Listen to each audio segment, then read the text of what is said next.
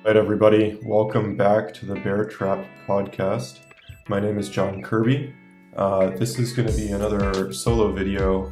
Actually, it's an introduction to Gexbot. So I actually recently did an interview with Jasper, the creator of Gexbot. And this is another part of that series. This is sort of more of an educational introduction to the tool.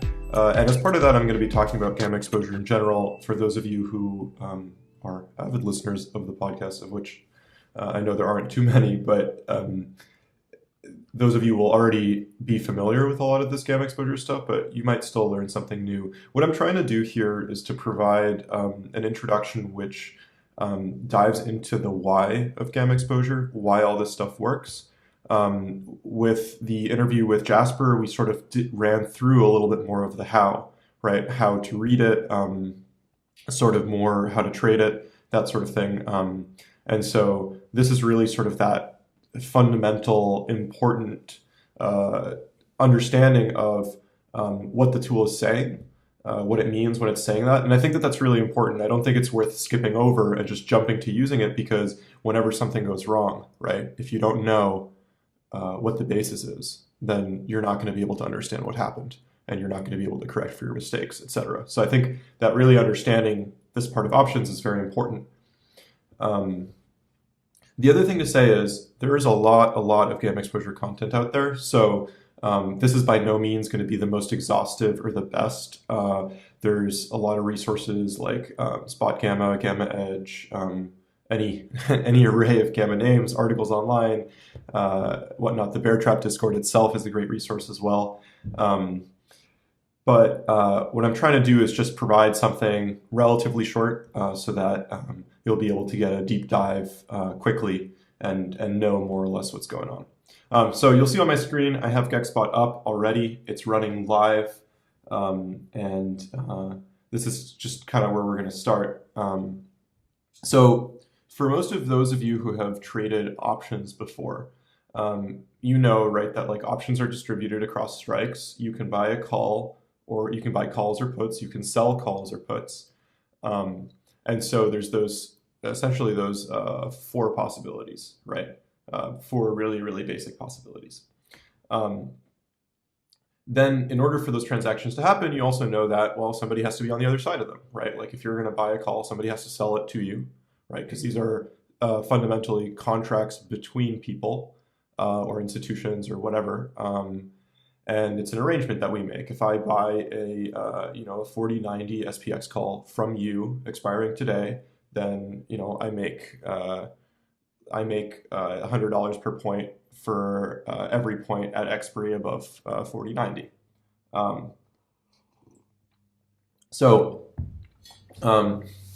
A lot of times, that was me drinking coffee, by the way.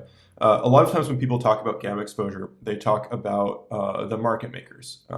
And what they mean by market makers are whoever's on the other side of that transaction.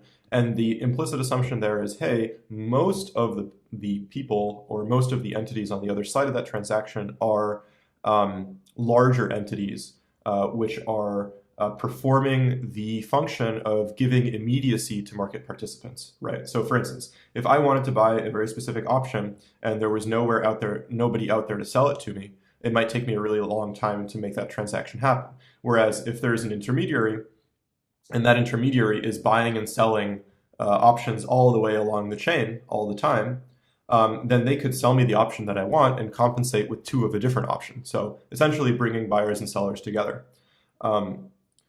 What ends up happening, though, and the reason that people talk about market makers when it comes to gamma exposure is that there is often a sort of a buildup of inventory. And then that's what we call exposure. It essentially means, well, so many people have transacted so much of this thing that if the market were to go in a particular direction, say in this case above 4090, if we've all bought 4090 calls, well, whoever's on the other side of that is going to be in trouble, leading to the enigmatic gamma squeeze. Of course, it's important to remember that, hey, actually, market makers are on different sides of many transactions all at the same time. So it isn't as simple as saying, oh, this is not a simple characterization of market maker inventory. Not at all.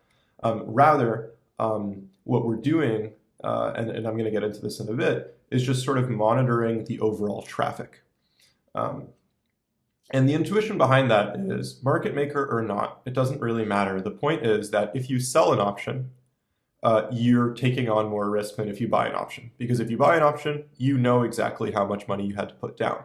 Whereas if you sell an option, it could go against you. And if it could go against you, depending on which option you sold, you could be in for way more than you originally sold it for.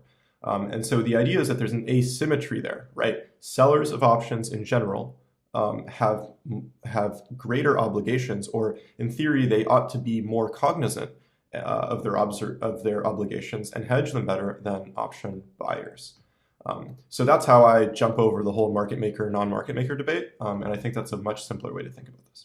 Okay, so granted, we want to monitor overall inventory. Why is it, in the first place that we're doing any of this monitoring? Like, why is it that this is relevant? Because of course, like 5 years ago, nobody cared about this stuff.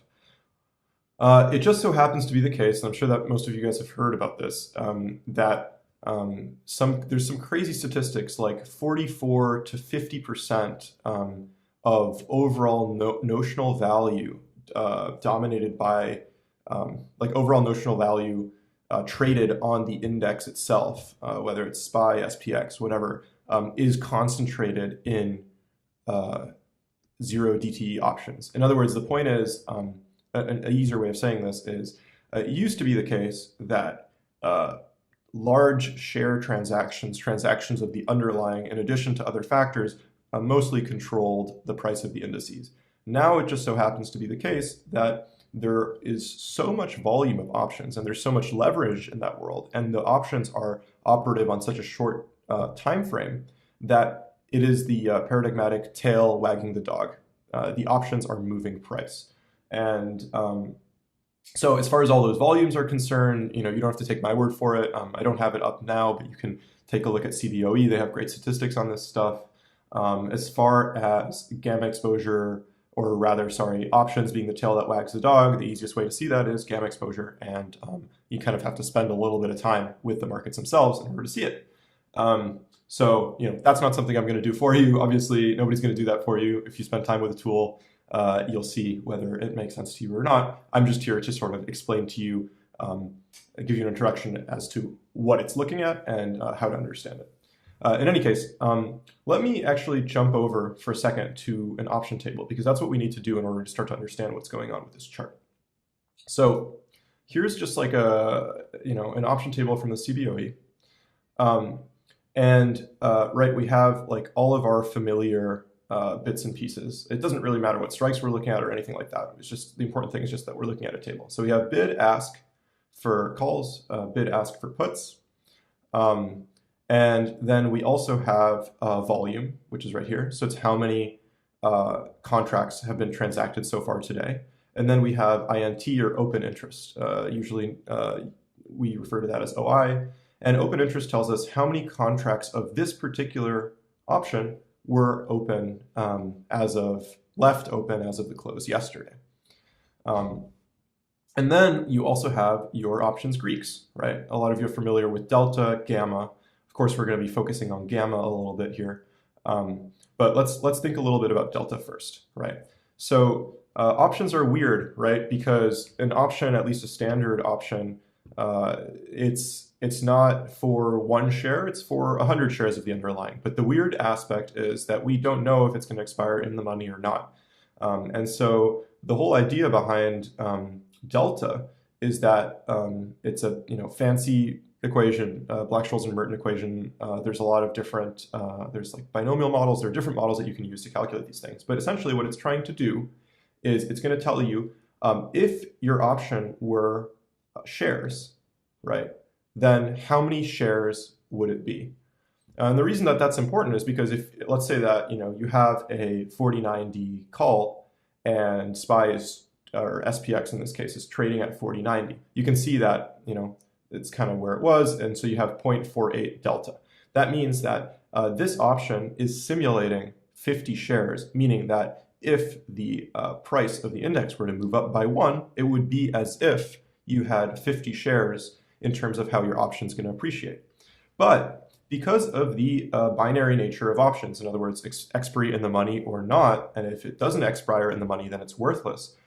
There's this interesting phenomenon where as you go further in the money, deltas increase towards being 100, right? Towards 1, like 100 shares. And as you go out of the money, they decrease. And so whenever, like, let's say you buy an at the money option, it's going to be approximately simulating 50 shares. As that option goes in the money, it's going to progressively simulate 55 shares, 60 shares, 65, 70, right? So not only is the option going to get more valuable, but the rate at which its value is increasing is also going to increase. That's why, derivatives, right? The rate of the rate of change is relevant, and the rate of change of the rate of change is relevant. Delta essentially is going to tell you how many shares your option is going to simulate. And gamma is going to tell you the rate of change of your delta with respect to price. In other words, if you want an option that is whose delta is going to increase the most for a move in the underlying, then you want an option with maximum gamma. So I'm actually going to hop over to some curves so that we can understand that. Sorry, very intense white screen. But okay, so gamma versus call delta. And again, we're going to stick with calls just for simplicity's sake. One second, I'm going to drink some coffee. All right, so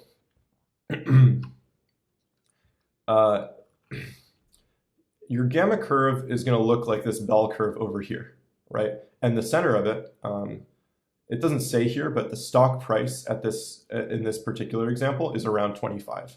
And so your maximum gamma, and this should kind of make sense intuitively, is actually going to be the at the money call or the at the money put. And the reason for that is because those options are on the inflection point of either being worth a lot or being completely worthless. So that's the maximum gamma. That is the point at which the delta will inflect and start to either increase rapidly or diminish rapidly. If you look at this delta curve, and again, this is a delta curve for a call specifically, you can tell that and I think that this is gamma value. In any case, right here, this is going to be around 0.5 delta because it's at the money. And then as it goes in the money, it's going to ramp all the way up to 1. So they have this axis actually does the delta properly. Yeah. And so there's this inflection point right here of the delta curve, which is the share simulation aspect of the option. And that inflection point is very, very well captured, or it's precisely what gamma captures. It tells you at what point is this option going to either be worth a lot or be worthless. At what point is it capable of, it's not quite, but we can think about it like exponential movement, right? And the reason that this is important is, hey, what if you're an option seller, right? What if you have the obligation, you're on the other side of that, and you have the obligation to deal with whatever happens to that option? Well, then the maximum gamma is the point at which you have maximum risk, because the call option, in this case, the call option, could go from being worth the little bit that you sold it to all of a sudden being worth a ton, or it could become worthless. But this is your point of maximum risk, and that's why we're interested in gamma. Okay, now we're going to make the transition from gamma to gamma exposure. So all of you will remember, hopefully, that when we were looking at this option chain, right, I was talking about open interest right here, and open interest designates specifically the number of contracts that are left open from the previous day of trading. So typical gamma exposure, all it does is it grabs this open interest, it multiplies it by the gamma, right? Because we want to see, okay, not only do we want to see what's the point of maximum exposure, but we want to adjust that point of maximum exposure for how many contracts are there actually there. And then we'll also multiply it by a factor that'll tell us what the hedging obligations would be if price were to move. And this is like pretty much common knowledge. If you look at here, like this is one place to find the calculation. It's just options gamma. This is the total gamma contribution for each option, and then we'll move down to the next part. So options gamma times contract size times open interest. So contract size for SPX is just 100 all the time. For most options, it's just 100. Open interest, which is what we just talked about, times spot price. And this is just a matter of convention, but usually we use +1 if calls and -1 if puts. And if you look over, I'm going to hop over to Gexbot for a second. So you can see gamma exposure over here. It's in billions because we haven't done the final adjustment, but negative over here. So these are puts, and positive over here. And right, like this is our histogram, all of our strikes, calls over here, puts over here. The other thing that we're actually missing here is what we want to do. We know that the gammas of puts and calls actually cancel each other out because the curves look the same. So what's really nice that we can do is we can literally take this open interest, right? This open interest, do the gamma multiplication, offset them from each other to figure out how much exposure there is at that particular strike. And that's actually how we get to gamma exposure with this final little bit of multiplying here. So I'm not really going to get into the very specific dimensions of how the math is done. And this is actually quite useful, I think.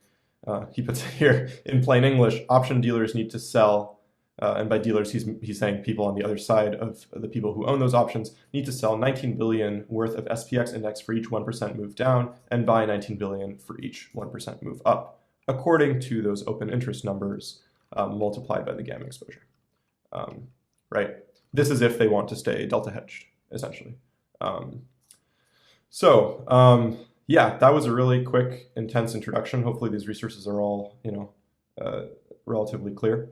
So the point is, and I'm going to go back to Gexbot now, that, and I'll be clear as well, the open interest that we're talking about right now, because we haven't moved on to Gex by volume, is the red.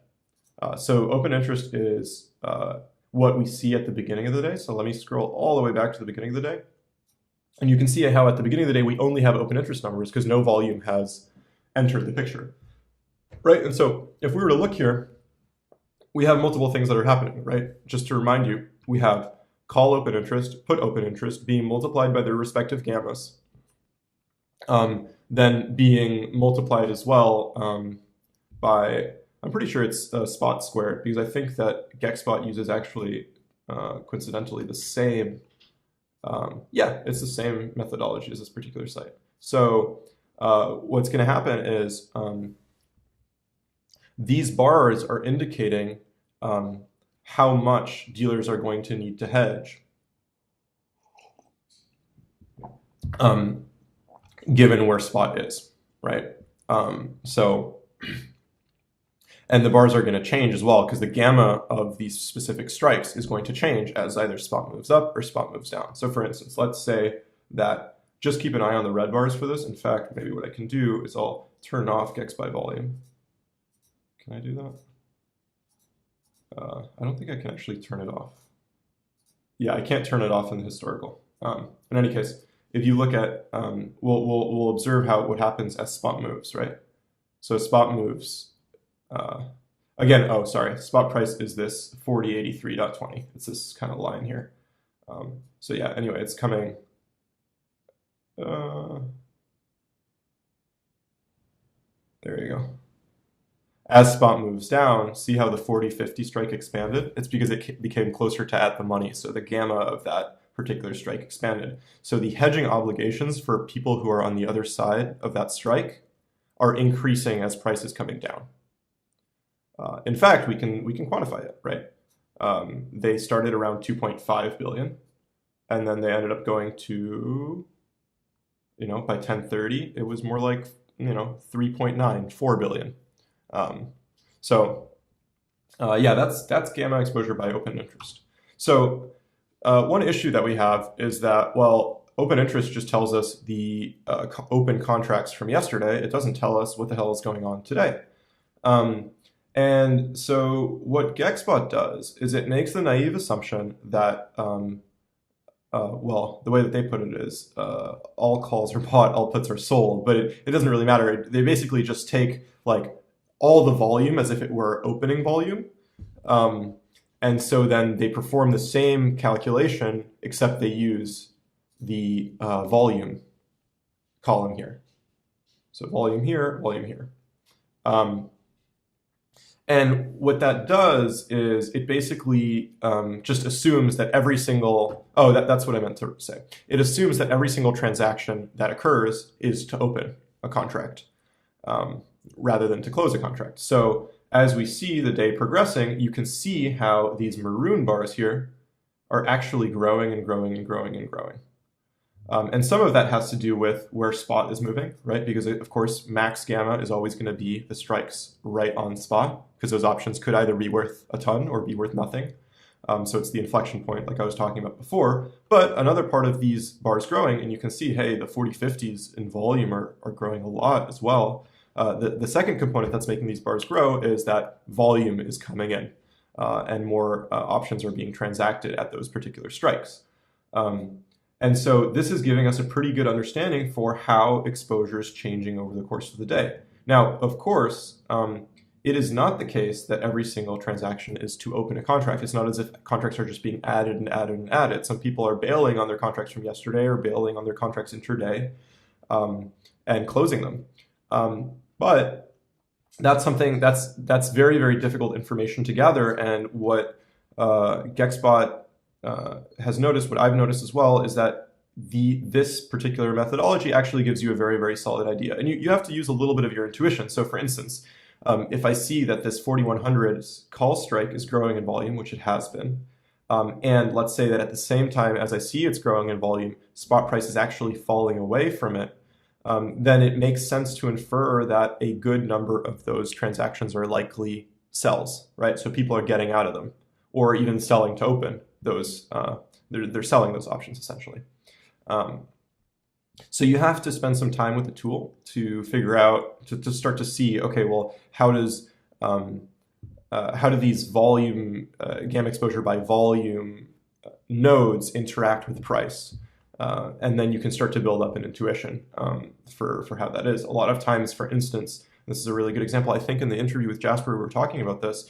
If you see price just consolidating and a node that's pretty far out of the money, like let's say this 4100 is just growing and growing and growing in gamma exposure by volume, then it's a pretty solid indication that people are actually adding to it, right? Usually you only really see people bailing out of calls if price is actually moving away from that strike. And so it means, oh, they're loading into it. So somebody knows something that I don't, and they're likely loading into 4100 calls because we're going to make a move up there. Do I think that that's the case today? Honestly, I'd have to check, but it actually looks like it might be. Yeah, because price has been consolidating. It would not be unreasonable to expect a move to either 4090 or 4100 by the end of the day. But, you know, it's still early in the day, so who knows? All right, let me think if there's anything that I have missed in terms of the why. I think that's pretty solid. There's a few informational points to make here. So for instance, when I'm looking at this option chain right over here that I was using as an example, this is just calls and puts for Wednesday, April 26th. But what Gexbot actually does is it synthesizes the entire option chain. So it's taking every single expiration and blending it all into this one thing that we see. And they're currently working on isolating just zero data expiration Gex because it's so relevant. But I will say that it doesn't necessarily matter that much because, and this is something that I don't really necessarily have up, but intuitively you can kind of understand that, right? Gamma is so intense for at the money options because they're at that inflection point of either being worth a lot or worth nothing. But as you go further out in time, gamma actually diminishes significantly because there's more time until that option is either worth a lot or worth nothing. So it's no longer quite at that same inflection point. The real inflection point happens with the really short dated options. So you'll see that when this feature gets implemented and you switch between 0 DTE options and the rest of the entire synthesized option chain, you'll see that there's not actually a huge difference in terms of gamma exposure. And that may change going forward as if people start to move away from 0 DTE options into other options. But for now, that's sort of just how it is. All right. I just wanted to run through a couple of the sort of more visual aspects of the tool before moving on to looking at SPX. So I'm just going to run through this in case there are any questions that come up. So in this sidebar, right, we have the date just to make sure that we're time, spot price, so that's spot price of SPX. We also have this whole box here is for gamma exposure by volume, right? And then we have zero gamma. And zero gamma is essentially so let's say I start at the bottom of the chain, right? And then I work my way up. And so I add this strike to this strike to this strike to this strike to this strike, going all the way up. And like these are all negative, right? So it's like some negative number, negative number, negative number. And then I move up here, and then I get positive numbers up here. It's basically trying to find what you would call the flip point at which, or the balance point, where all of the positive stuff is offsetting all of the negative stuff. That's zero gamma, or zero gamma by volume. Of course, would be using these red bars. Zero gamma by open interest, which is, I actually don't think they have it on here, but it would be the same thing, just using these, the red bars instead. That level can actually be quite significant because it will tell you whether the overall complex, like whether hedging pressure coming from the overall complex is tending towards pushing price down or pushing price up. So it's sort of a really good way to get an intuition for what is the midpoint, right, of the day, kind of. It's kind of like a gamma type of VWAP, if you've ever used that, right? Then major positive gamma is just literally the largest gamma node, and we can tell right now it's 40, it says 4089, it's really the 4090s, which are right here, and you can see that. And then major negative, same thing for the negative, it's the 4070. These are kind of the guardrails for price over the course of the day. Like if price gets under 4070 or above 4090, you should expect some fireworks. Like it's going to really start to move in that direction. Because, of course, the people who sold all those options will be caught off sides, they'll have to hedge, and then it'll be either gamma squeeze up or gamma squeeze down. So it's nice to have those two guardrails. And then net gex is just whether the overall complex, like if I were to add every single bar, do we have more negative or more positive? In this case today, we have, we have more negative. So the next thing I want to get to, and this is actually a very, I think, underutilized and one of the most interesting and important features of Gexbot, and it's these dots here, right? So the dots allow you to see, and it says it here. Let me actually pull up this little color thingy here. So you can see how it's different shades of blue, and you can change those colors, obviously. 1 minute, 5 minutes, 10 minutes, 15 minutes, 30 minutes. And so it tells you, has this bar been diminishing or increasing over the course of the last few minutes? So it essentially performs the same function as this history slider that lets you see, okay, how did gamma exposure change over the course of the day, which is really cool, by the way. I'm just going to slide it slowly so you guys can take a look. And you can see, oh wow, those 4100s were really growing for a while, and now they started to kind of taper off there. Very cool. Oh, actually, it kept on growing all day. Oh, and they only started to taper off around 12:30. Okay. Let's get back to live, actually. Okay. In any case, these dots allow you to see that sort of temporal dimension right now. So I can see, okay, where was the 4100 5 minutes ago? Has it increased or diminished since in the last half hour? And that can be really important information because, especially like I was talking about before, if you see that that, for instance, the bar, like the dots are all on the inside, then you can tell that it's been growing consistently over the course of the last half hour. Whereas if all the dots are on the outside, you can tell, oh, it's been shrinking consistently over the course of all the last half hour. And by inside, outside, I mean whether the dots are embedded in the bar or whether they're sort of in the space behind the bar or outside the bar. And so you can get a sense for whether obligations are increasing or diminishing at that strike.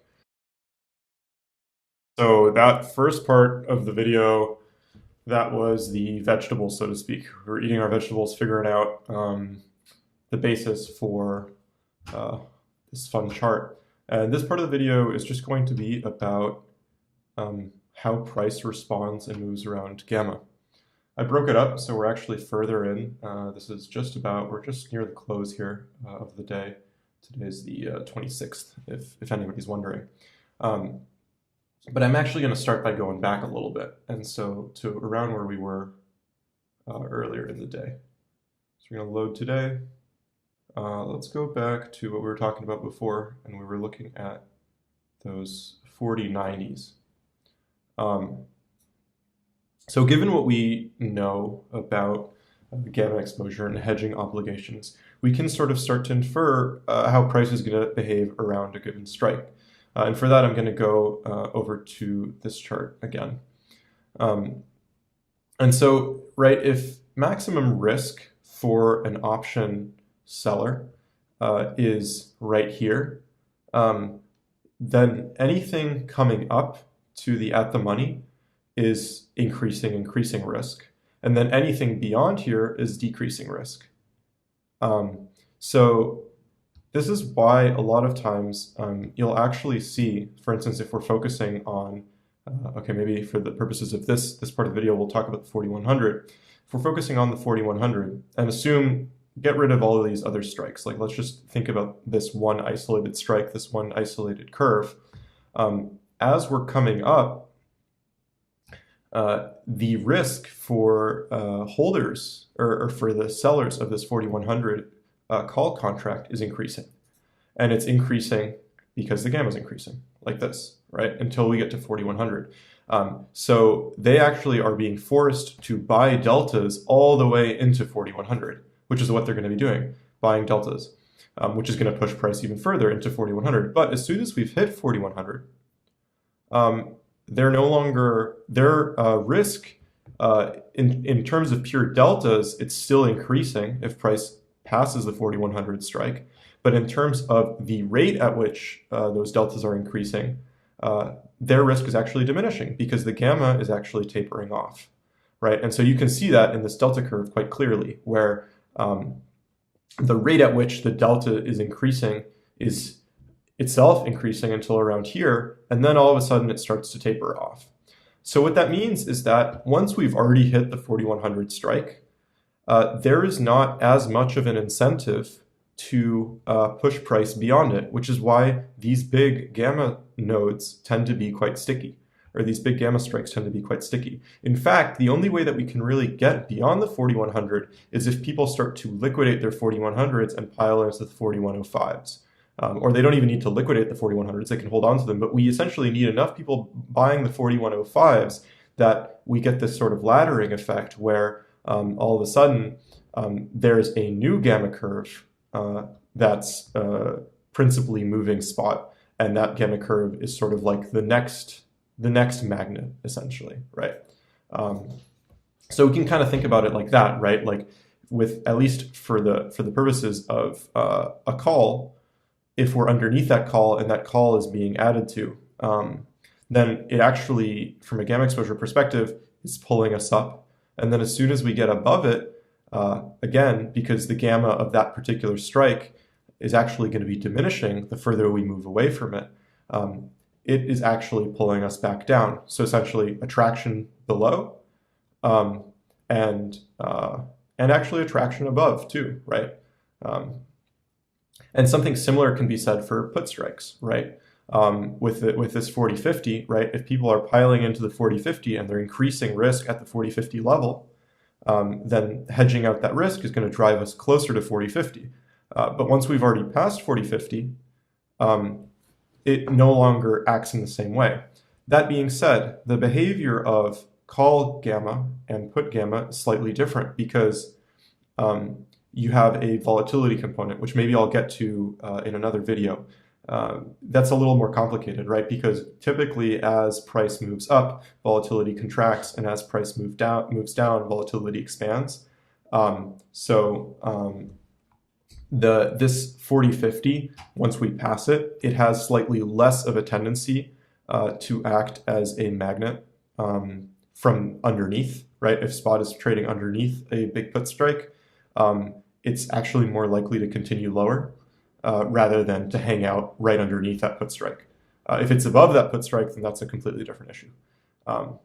But in general, we can say that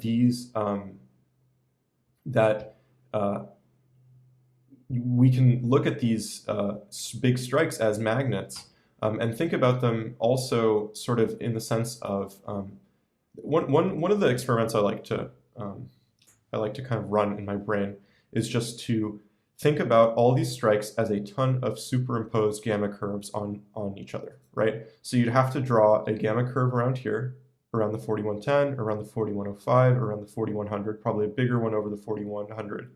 And then this chart is actually just showing us a ton of those gamma curves superimposed on one another. And so if you were to imagine, and there are charts out there that do this as well. For instance, like I think that Spot Gamma has one, and it kind of shows you peaks and valleys, so to speak. But in this particular case, the run up to the magnet here, or the magnet zone around 4090 and 4085, and then to 4100, it seems to be like highly incentivized. But then it seems to be very, very difficult to get above and over, right? So it's almost like there's an easy ramp up, but then it's harder to get over that peak, right? The like gamma peak, so to speak. In any case, that's probably a pretty decent way to at least start thinking about how these strikes affect the movement of spot. The last thing that I'm going to get into is just that there's a little bit of reflexivity going on here. So if multiple market participants know that 4100 is likely to be a sticking point, many participants who have calls that are 4100 calls are likely to liquidate when we reach that level. And so that also makes, right, and this is how these gamma exposure profiles end up operating somewhat like general market volume profiles, right? Because there is that reflexivity involved there. And then another component, which kind of adds to that, is that let's say that I'm buying an option, right? And I think that the market's going to go up really, it's going to go up a certain amount. Then I'm most incentivized to hold an option for this zone between right around this amount of gamma and this amount of gamma, right? So I want maximum gamma because it's giving the maximum amount of convexity to my option. As soon as we've hit, like as soon as my option goes in the money, even by a little bit, then all of a sudden I'm in a completely different situation because I'm no longer getting the maximum convexity from that option. Now, I could have a different sort of strategy which recommends holding onto that option for some other reason. But if I'm just playing the move, then that option is not the most efficient one to hold on to anymore. So either I need to move to another option, which is going to be over here, let's say, so that I can ride this, what I call the gamma ramp again, or I need to liquidate that option. So that's another aspect of not so much reflexivity, but just market structure or options pricing structure that ends up making it such that we have a tendency to stick around large gamma nodes, which, going back to the beginning of the video, is why I was talking about these as guardrails, as major negative and major positive, gamma as guardrails for the general market, and even more broadly, why a lot of the times this zero gamma can operate as sort of a balance point for the overall market. Yeah, in any case, in another video, I'll get into some of the more complicated aspects, especially going into the close. I mean, you guys can see that things get pretty crazy as we go into the close, even not zoomed in all the way. Let me actually scale it down a little bit so you guys can see how crazy that is. But also, it's not a coincidence, right, that we saw that 4050s were building. We ended up right on major negative gamma, pinning major negative gamma for the day. But that's the topic for another video.